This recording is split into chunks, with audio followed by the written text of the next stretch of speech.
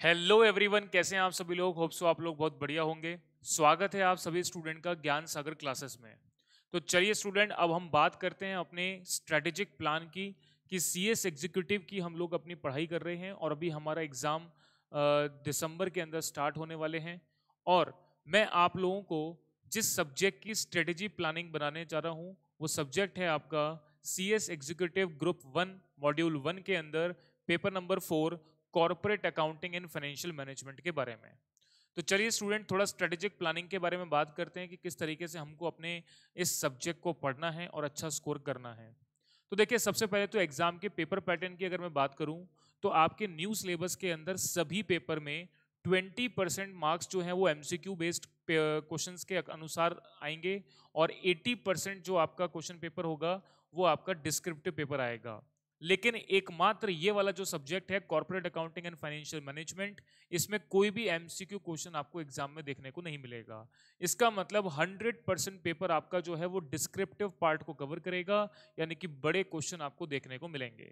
तो चलिए स्टूडेंट, अब हम बात करते हैं अपने सब्जेक्ट को लेकर के।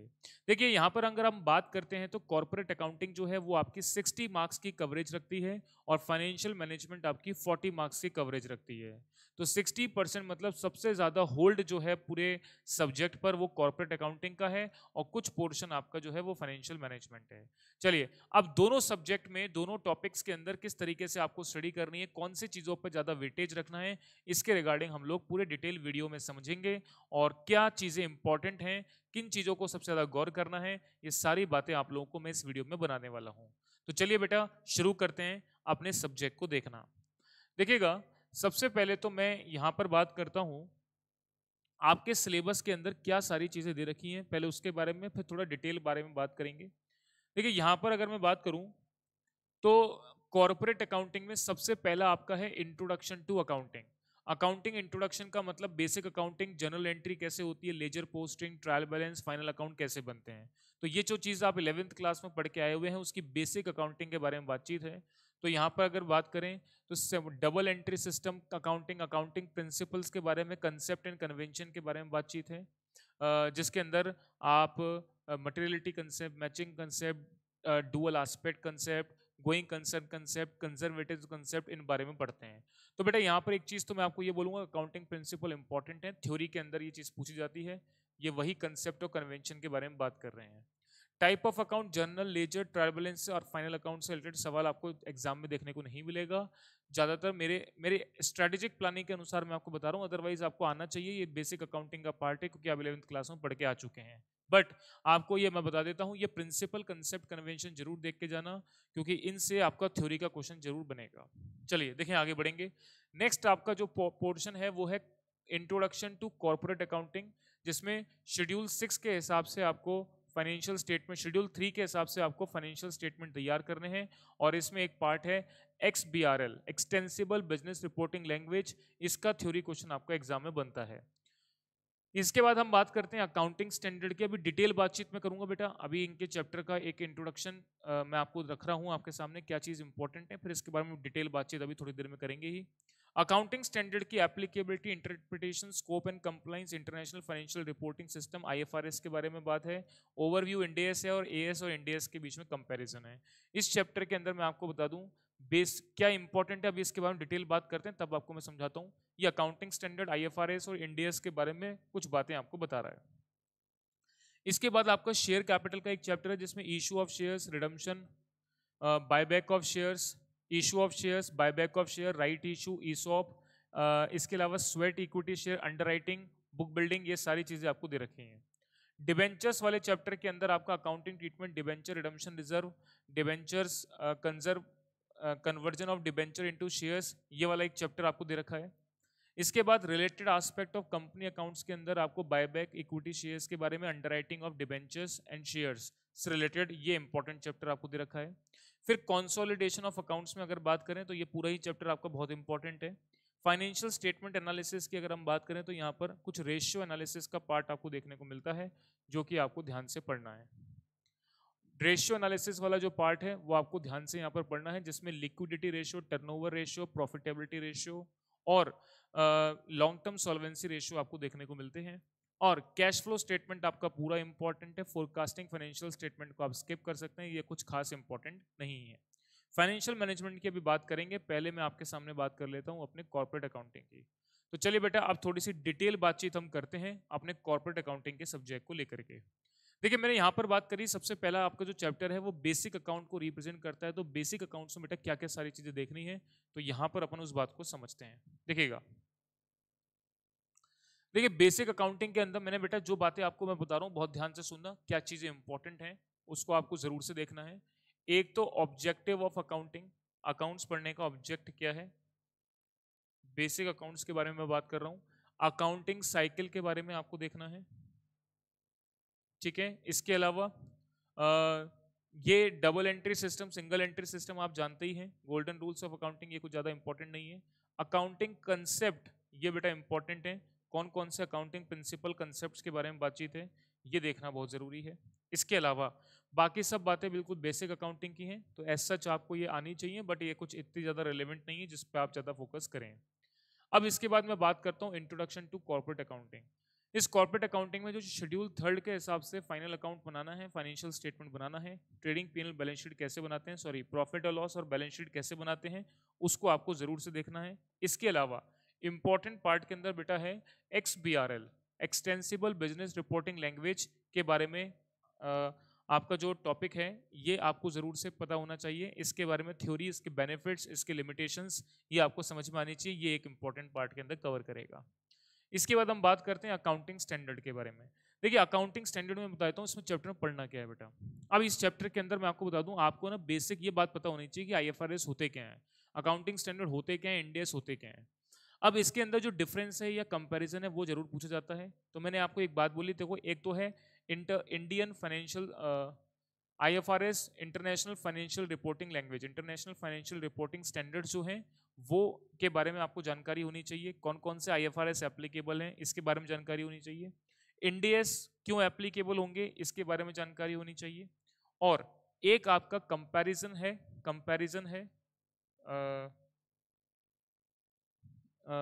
एक कंपैरिजन आपको पढ़ना है, एक सेकेंड, कंपैरिजन आपको पढ़ना है इसमें एक IFRS और GAAP, generally accepted accounting principle के बारे में।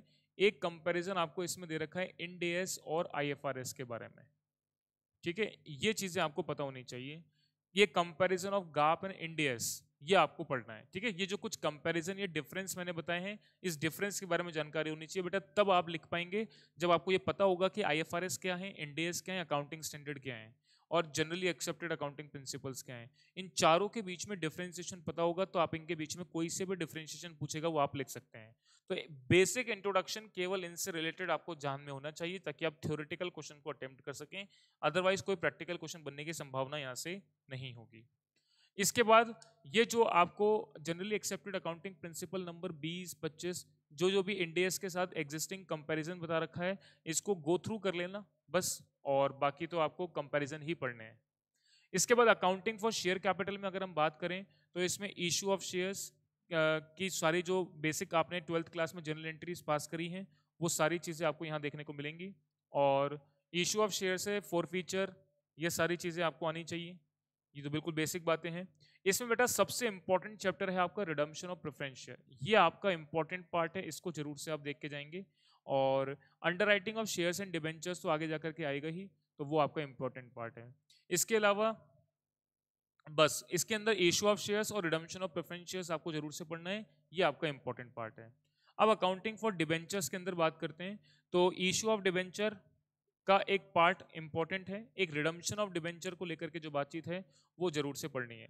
देखिए redemption of debenture lump sum basis पर होता है, पेमेंट इंस्टॉलमेंट पे, कन्वर्जन और ओपन मार्केट। तो ये कन्वर्जन और ओपन मार्केट वाला जो पॉइंट है बेटा ये इंपॉर्टेंट है, बाकी तो बेसिक डिबेंचर है, ये जरूर से आपको आना चाहिए, ये एग्जाम के पॉइंट ऑफ व्यू से इंपॉर्टेंट मैंने आपको बताया। इसके अलावा अगर डिबेंचर इशू किए जाते हैं एज अ कोलेट्रल सिक्योरिटी तो ये आपको जरूर से देखना है, ये बात मैंने जो आपको बताते जा रहा हूँ ये इंपॉर्टेंट है, एग्जाम के पॉइंट ऑफ व्यू से रिलेवेंट बातें मैं आपके साथ कर रहा हूँ। इसके बाद देखिएगा, इसके बाद related aspect of company accounts के अंदर ईसॉप के बारे में बात बोली हुई है, बायबैक के बारे में बात बोली हुई है। बायबैक और ईसॉप से रिलेटेड आपको प्रैक्टिकल क्वेश्चन के बारे में जानकारी होनी चाहिए, ये आपका इंपॉर्टेंट पार्ट में कवर करेगा। इसमें सबसे इंपॉर्टेंट पार्ट है आपका underwriting of shares and debenture. Underwriting of shares and debenture से रिलेटेड क्वेश्चन आपको जरूर एग्जाम में देखने को मिलेगा, तो 100% बट आपको इसको कवर करके जाना है। इसके बाद कंसोलिडेशन ऑफ अकाउंट्स आपका बहुत ही इंपॉर्टेंट है, पूरा ही चैप्टर में बोलूंगा इसका इंपॉर्टेंट है।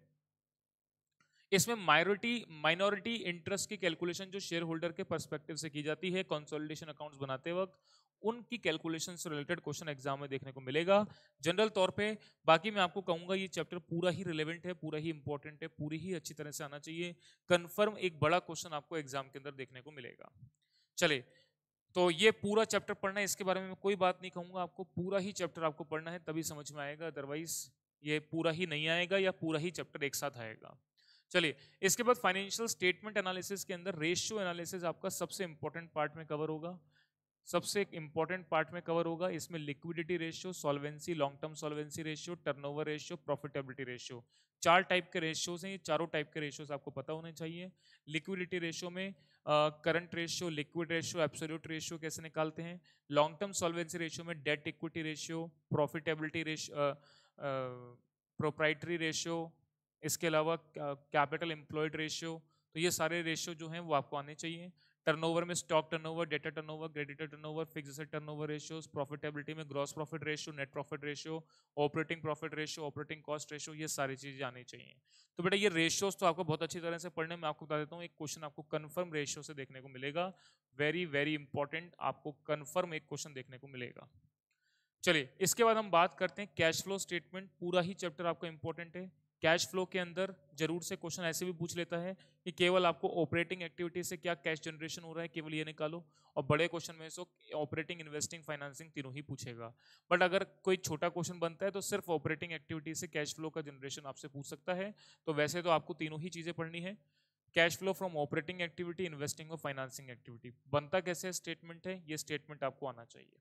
चलिए, फोरकास्टिंग फाइनेंशियल स्टेटमेंट को अगर आप स्किप करना चाहें तो कर सकते हैं, एज सच को ज़्यादा रिलेवेंट नहीं है, थ्योरेटिकल एस्पेक्ट के पॉइंट ऑफ व्यू से कवर करते हैं तो आपके लिए इनफ रहेगा। अदरवाइज इसको आप स्किप कर सकते हैं, इस चैप्टर को पढ़ने की आवश्यकता नहीं है। तो ये जो मैंने कॉर्पोरेट अकाउंटिंग के अंदर आपको कुछ इंपॉर्टेंट बातें बताई हैं, ये बेटा देख के जरूर जाना, इसमें से ही क्वेश्चन आपको सबसे ज़्यादा देखने को मिलेंगे।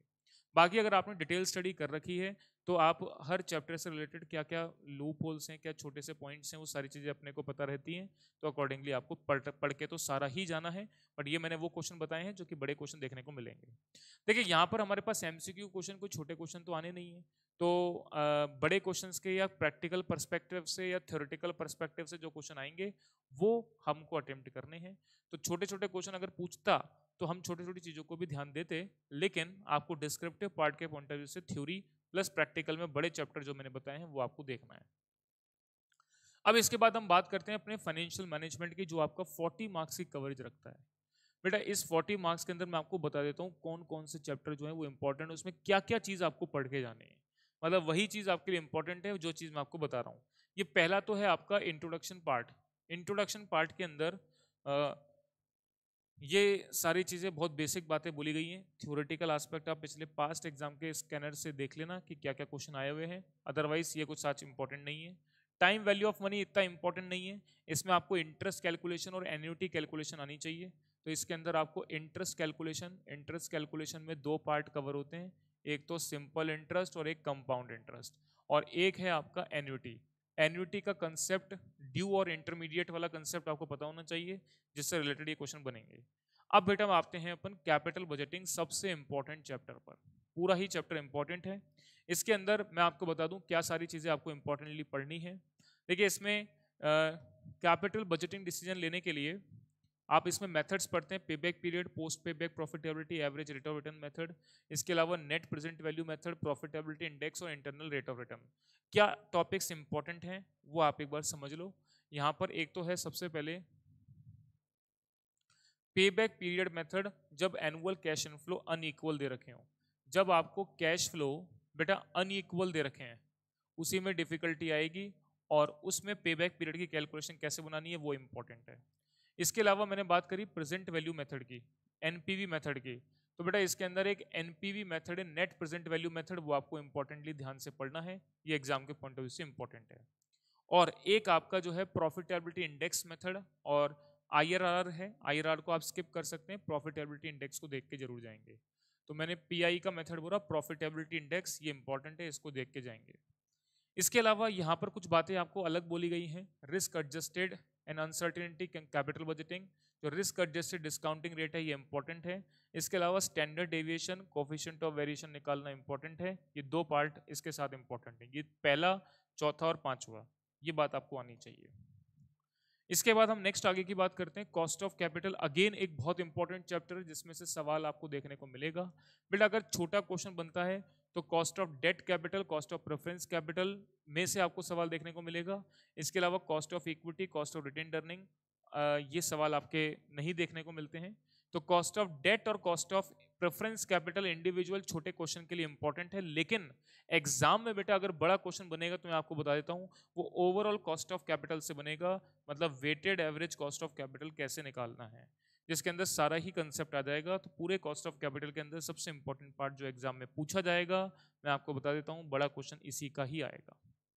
चलिए इसके बाद हम बात करते हैं कैपिटल स्ट्रक्चर, जो एक बहुत ही छोटा सा चैप्टर है। इस कैपिटल स्ट्रक्चर चैप्टर में जो रिलेवेंट पॉइंट हैं, जो इंपॉर्टेंट पॉइंट हैं, वो मैं आपको बता देता हूं। इसमें बेटा 3 अप्रोच हैं, net income approach, net operating income approach और एक है मोदी गिलानी मिलर अप्रोच। तो मोदी गिलानी मिलर अप्रोच इसमें इंपॉर्टेंट है, और ये नेट इनकम और ऑपरेटिंग इनकम भी आप पढ़ लेना, दोनों बिल्कुल सिमिलर हैं, एक जैसी हैं, कोई डिफरेंस ही नहीं है। बस आप इसको पढ़ करके इनके क्वेश्चन आप कर लेना, एक जैसे ही अप्रोच है, एक जैसे ही क्वेश्चन का सोल्यूशन बनता है। कंसेप्चुअल डिफरेंस है इसके अंदर, वो जो डिटेल क्लास आप देखेंगे उसमें आपको मिलेगा। बट ये इंपॉर्टेंट मैंने आपको इसमें बताया, मोदी गिलानी मिलर इंपॉर्टेंट है, ये दोनों आप सिमिलर हैं, एक मेथड देख लो सब समझ में आ जाएगा। इसके अलावा बेटा EBIT EPS इंडिफरेंस कर्व को आप छोड़ सकते हैं, EBITDA के कैलकुलेशन छोड़ सकते हैं। लीवरेज बेटा इंपॉर्टेंट है, इसमें ऑपरेटिंग लीवरेज, फाइनेंशियल लीवरेज और कंबाइंड लीवरेज आपको पढ़ना है। तो ये लीवरेज जो है वो आपका इंपॉर्टेंट चैप्टर है, मैं आपको बता देता हूँ लीवरेज इंपॉर्टेंट है बेटा, इसको जरूर से आपको देखना है। इसके अलावा बाकी कंबाइंड लीवरेज के बारे में यहाँ पे बताया हुआ ही है, बाकी और सारा कुछ इंपॉर्टेंट नहीं है, केवल लीवरेज आपको पढ़ के जाना है, ये इंपॉर्टेंट बात मैंने आपको बताई है। चलिए इसके बाद हम बात करते हैं डिविडेंड डिसीजन की। डिविडेंड डिसीजन में डिविडेंड पॉलिसी जो है वो उसको कैलकुलेट करने के, उसको बनाने के अलग अलग मेथड्स बताए गए हैं, तो उन मेथड्स के बारे में अपन बात कर लेते हैं। देखिएगा डिविडेंड पॉलिसी में अगर हम बात करें तो इसमें वॉल्टर मॉडल, गॉर्डन मॉडल और मोदी गिलानी मिलर अप्रोच है। तो इसमें बेटा इंपॉर्टेंट के अंदर मैं बता देता हूँ, आपकी मोदी गिलानी सबसे फर्स्ट इंपॉर्टेंट है और सेकंड वॉल्टर मॉडल। ये दोनों मॉडल से डिविडेंड पॉलिसी की कैलकुलेशन आपको कैसे बनानी है, ये बात आपको अच्छी तरह से समझ में आनी चाहिए। चलिए अब इसके बाद हम बात करते हैं नेक्स्ट पार्ट पर। नेक्स्ट है आपका बहुत ही इंपॉर्टेंट चैप्टर, इसको मैं इंपॉर्टेंट बोलूंगा, इसमें से सवाल आपका आएगा ही आएगा, वर्किंग कैपिटल मैनेजमेंट। देखिए बेटा वर्किंग कैपिटल मैनेजमेंट के चैप्टर में वर्किंग कैपिटल की कैलकुलेशन दो तरीके से निकाली जाती है। एक आपका है एक मेथड है आपका ऑपरेटिंग साइकिल मेथड और एक है आपका फोरकास्टिंग मेथड। एग्जाम के अंदर जो पूछा जाएगा मैं आपको बता देता हूँ, फोरकास्टिंग मेथड पूछा जाएगा। फोरकास्टिंग मेथड से आपको वर्किंग कैपिटल रिक्वायरमेंट की कैलकुलेशन बनानी है, ये इंपॉर्टेंट पार्ट है, यही एग्जाम के अंदर आएगा। बाकी सब कुछ थियोरेटिकल है, आपको इसको देख लेना है। एक इन्वेंटरी टर्नओवर रेशियो, ये जरूर पढ़ लेना। EOQ क्या होता है, just in time, ABC analysis और वेड एनालिसिस। बेटा इनका एक छोटा सा थ्योरी क्वेश्चन आपको देखने को मिल सकता है, तो ये जरूर से देख लेना। इकोनॉमिक ऑर्डर क्वांटिटी जब आप पढ़ने जाएंगे तो स्टॉक लेवल आप जरूर पढ़ते हैं, जिसमें आप अलग अलग stock level, safety stock level क्या होता है, ये सारी चीजें भी आपको देखनी है।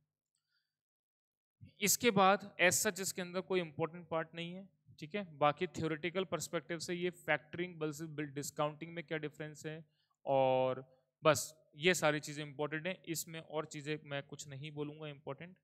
चलिए इसके बाद सिक्योरिटी एनालिसिस का चैप्टर आता है, ये इतना इंपॉर्टेंट मैं नहीं बोलूंगा। इसमें देखो मैं आपको बता देता हूँ, इन्वेस्टमेंट एंड स्पेकुलेशन के अंदर डिफरेंस पता होना चाहिए, और इसमें comparative financial statement, common size statement, ये आपको बनाने आने चाहिए, बिल्कुल सिंपल है। इनको ये काफ़ी बड़े चैप्टर हैं, फंड फ्लो, कैश फ्लो, इसको अगर आप स्किप भी कर देते हो कोई दिक्कत नहीं है, बट कैश फ्लो आप पढ़ के आ चुके हो ऊपर कॉर्पोरेट अकाउंटिंग में, तो यहाँ पर पढ़ने की जरूरत नहीं है।